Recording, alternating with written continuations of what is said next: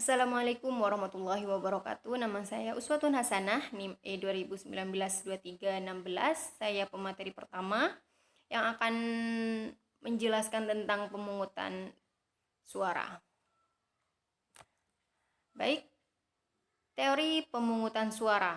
Dalam negara yang mempunyai sistem pemerintahan diktator, penguasalah yang memutuskan barang dan jasa publik apa dan berapa jumlah yang akan disediakan dan bagaimana cara pembiayaan barang publik tersebut. Teori tentang pemungutan suara itu tidak sepenuhnya masuk dalam bidang ekonomi. Banyak faktor-faktor non-ekonomi yang masuk dalam pertimbangan dalam menentukan prioritas pengeluaran pemerintah. Oleh karena itu, hasil dari pemungutan suara tergantung dari dua faktor. Yang pertama, distribusi suara di antara para pemilih. Yang kedua, cara penentuan hasil pemungutan suara. Ahli ekonomi yang pertama kali menganalisa pengambilan keputusan dengan cara pemungutan suara adalah Knut Wicksell. Wicksell berpendapat bahwa proses politik dalam bidang ekonomi sangat penting untuk mencapai alokasi sumber-sumber ekonomi yang efisien. Nah, sebagai contoh, pemerintah akan membangun dam dan diputuskan bahwa setiap orang harus menanggung biaya pembangunan dam tersebut sebesar 5 juta dalam jumlah yang sama. Masing-masing membayar 5 juta. Misalkan jumlah pemilihan sebanyak 1000 orang terdiri dari 500 orang petani dan 500 orang pedagang. Pemungutan suara dilakukan dengan cara mayoritas sederhana dengan hasil 501 orang setuju dan 499 orang tidak setuju. Sehingga dam tersebut akan didirikan karena hasil pemungutan suara menyatakan pihak yang setuju lebih banyak daripada yang tidak setuju. Walaupun perbedaan suara hanya satu orang, Wicksell mengatakan bahwa cara ini tidak efisien karena 499 orang juga harus menanggung biaya, dan walaupun mereka tidak menginginkan adanya dam tersebut. Jadi para petani yang berkepentingan dengan adanya dam untuk mengairi sawahnya akan mendukung rencana pembangunan dan pembiayaan dam tersebut. Sedangkan para pedagang yang tidak berkepentingan dengan adanya dam harus ikut menanggung biaya pembuatan dam tersebut. Selanjutnya, inefisiensi dan keterpaksaan.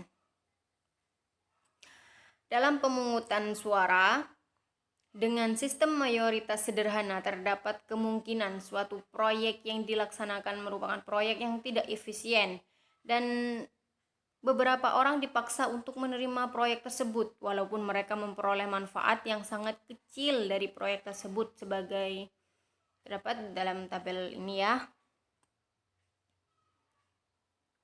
Nah, dari tabel ini dilihat bahwa Adil, BI, dan Surya harus membayar 30 untuk membangun suatu proyek, sedangkan hanya Adil dan Surya yang menerima manfaat neto yang positif, sehingga mereka menyetujui pembangunan proyek tersebut.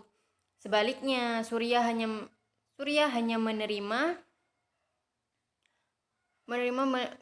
neto negatif, tidak menyetujui pembangunan proyek, tetapi karena hanya dia sendiri yang tidak setuju, maka proyek tersebut akan tetap dilaksanakan.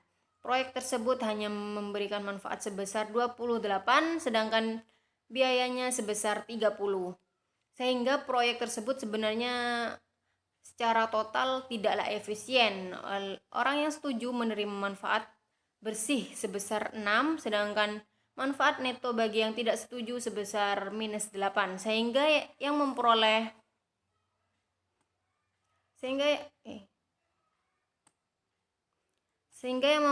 manfaat tidak dapat memberikan kompensasi bagi yang kalah. Kondisi Pareto optimum tidak tercapai karena proyek tersebut disetujui oleh 2 orang dan tidak disetujui oleh satu orang saja, maka proyek tersebut akan dilaksanakan dan Surya terpaksa membayar dan menikmati proyek tersebut. Teori Wicksell. Menurut Wicksell, cara pemungutan dengan suara mutlak 100 hasilnya akan sama dengan sistem harga pada pasar persaingan sempurna. Jadi menurut Wicksell, penentuan harga untuk barang publik atau barang sosial tidak dapat dilakukan dengan cara sistem pasar pada masyarakat yang jumlahnya besar, sehingga harus dilakukan dengan sistem pemungutan suara, dan hanya sistem pemungutan dengan suara mutlak yaitu setuju 100% yang dapat menyamai hasil yang dicapai melalui sistem harga untuk barang swasta.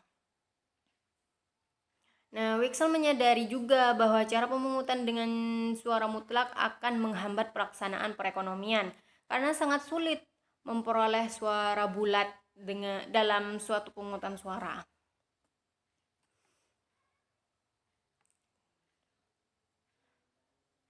Karena itu dari segi praktis ia mengusulkan cara yang kedua yang relatif suara, di mana 5/6 suara yang menang. Baik, sekian penjelasan dari saya. Selanjutnya akan dijelaskan oleh pemateri kedua. Mohon maaf jika ada salah kata. Wassalamualaikum warahmatullahi wabarakatuh.